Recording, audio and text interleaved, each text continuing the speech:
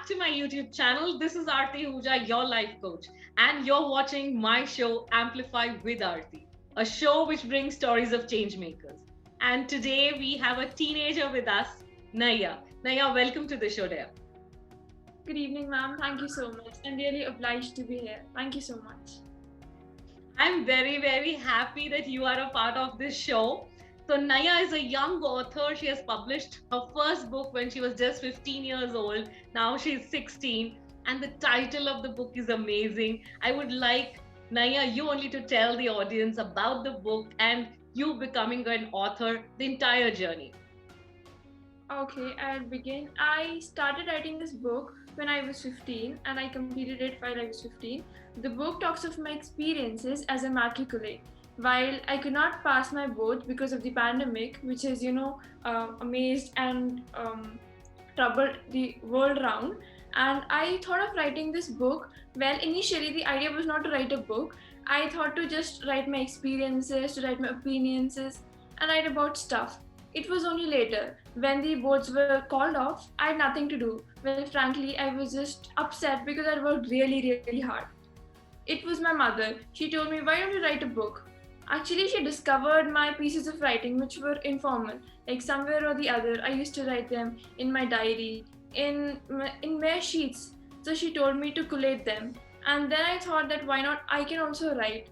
Initially, I'd never thought, but when I just thought of collating those pieces of my writing, I presented it in the form of a book. And after the book was done, I thought of getting that published. So that Very was my nice. journey. Naiyah, I was very, very interested in interviewing you, the reason for the title of your book. There have been so many authors around, teenage authors also, but the title of the book is so unique that I thought, no, I have to get Naiyah on the show. And I cleared my votes without even appearing for it. It has been huge for you children. You can go to school for at least 2 years now, and 10th boards is a huge thing for all the kids all over India. So, how was it emotionally for you and your other friends not going to school in such a crucial year? 10th is already a very hyped class, and the boards, which are already very hyped, everybody thinks that board, oh, there's a big issue. Like, even before coming to class 10th, we were all very nervous and we were like, we won't be doing anything that we like. We'll just focus on our studies. We'll not use Instagram or not play any game that we like Among Us, anything. So, like, and even before we came in class 10th, we got this news that we were confronted with a pandemic. So there was already a lot of stress, and this was an added stress for us. So the situation was very, very, difficult for us. And as the pandemic came, the lockdown was imposed, and we had nothing to do. We just had to go with the flow.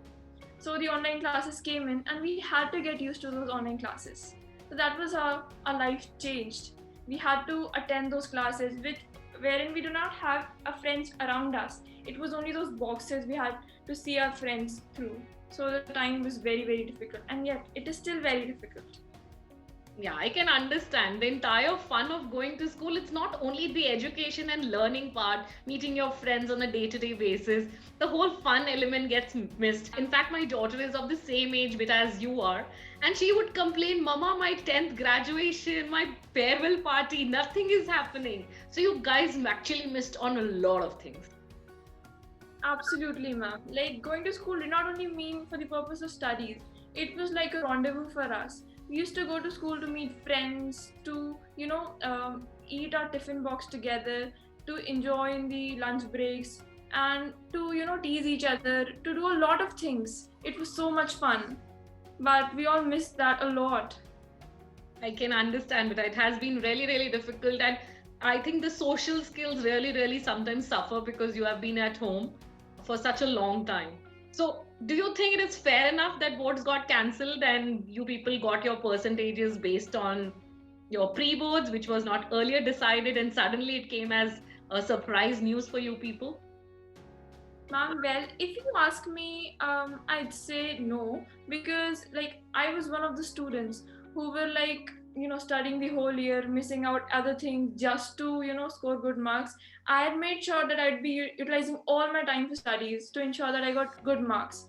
But when the boards were cancelled, I was really, really upset. But on the other hand, on the contrary, there were other students. Like there were some of my friends who said, "Oh yes, the boards are cancelled."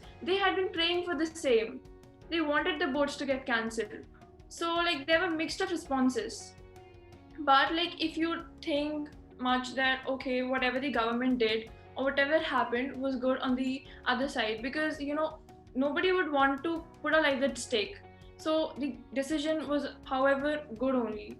So this was how things were, and we had to get accustomed to it or follow the rules whatever were made for us.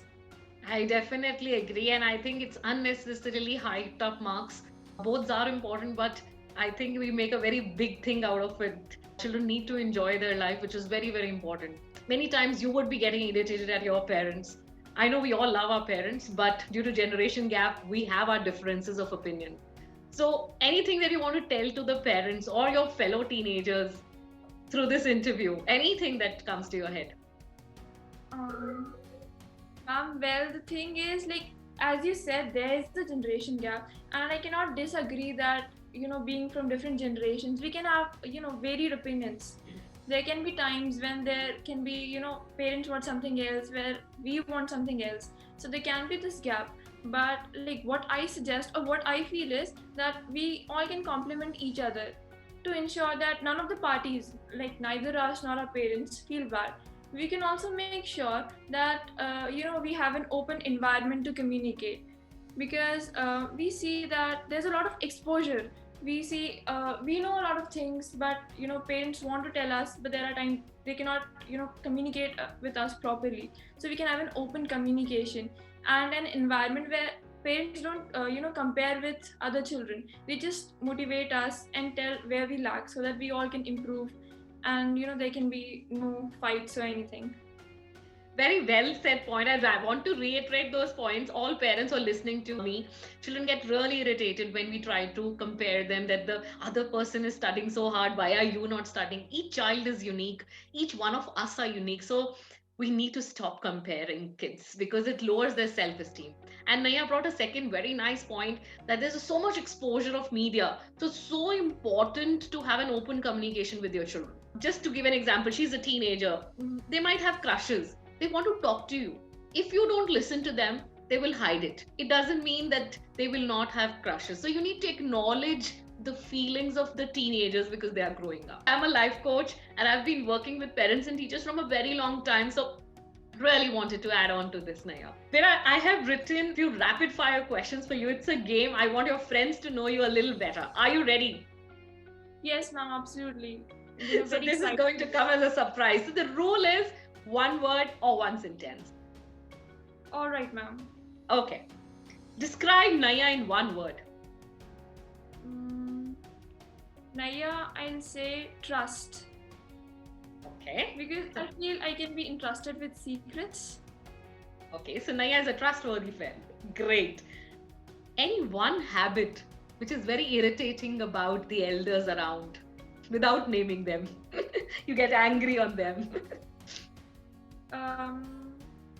Well, I can't say irritating, but yes, they always seem to over-insure. So this I find kind of, irritating. Not irritating, but yeah. I can understand. My daughter says, Mama, you're too overprotective. You are saying the same thing.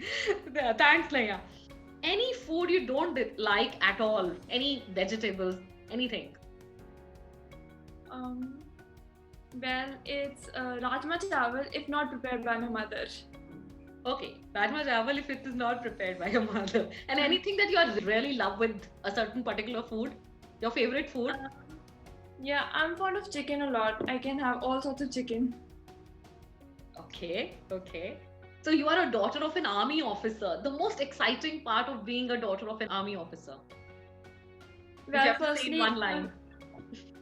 Okay, you get to travel a lot of places. Like being an army brat, I'm born in a place, then I'm brought up in yet another place. I belong to another place, so I get to travel a lot. I get to meet a lot of people, get to know a lot of cultures, languages, and a lot of everything. So that's a great thing.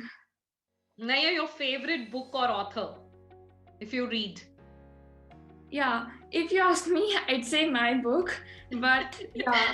The book that I like the most is Atomic Habits. It's a reflective book by James Clear. I liked it a lot. I've recently read it. It's a very good read. It's a very good read. If you watch TV, what is your favorite show on TV? Well, I don't have so much time watching TV, but I like to watch cricket a lot. So I watch matches. Okay. So one question, this or that, Virat Kohli or Dhoni? Virat Kohli. Okay. Do you watch lawn tennis as well? No, not lawn tennis. I don't watch. Okay. Okay. Then if I ask tea or coffee or milk, what will your preference be? Well, I drink milk, but I like coffee. You like coffee. Okay. A movie or a cricket match? A cricket match. Okay. Bollywood or Hollywood? Bollywood. Friends or relatives for an outing? Friends. Okay. Great, great. Naiyah, last question which I want you to answer. Anything that you want to tell to your friends who are listening to you, all the teenagers who are listening to you? Because beta, you have done a fabulous job. I saw those 2 years very tough for you, and you utilized that year turning your passion into a book. So that is so beautiful. And I've read the book, it is so nice. Anything that you want to tell to the teenagers who are listening to you? I'd say that we all have a lot of potential. It is just that we don't, believe in ourselves. We think, what would people think if we try to bring out our talents, or what would happen if we get criticized? All we can do is we have faith in ourselves, because unless we have faith in us, nobody else will. So I want all the teenagers and everybody around to just have faith in us and do whatever we want to. That's all I want to say. Well done. It's so important to believe in yourself and don't judge yourself. You all have that potential. You all are unique. And I'm so glad I'm talking to Naiyah. Very soon, I want all the teenagers or all the young people, when they come to the show, I feel so inspired because maybe at 15 years, I didn't have a thought process so brilliant like you, Naiyah. Thank you so much, Naiyah. You did a bravo job in the rapid fire. Thank you so much for coming to the show. Anything last sentence you want to say before we leave? Thank you so much, ma'am. It was a great opportunity and a great platform provided by you. I'm very, very happy. Thank you so much, ma'am. Thank you so much, audience, and thanks, Naiyah. Do subscribe to my channel for more such conversations. Stay tuned. We'll be coming with more interviews like this, and let's amplify with Aarti. See your dreams and make them happen. Believe in yourself. God bless. Take care. Bye bye.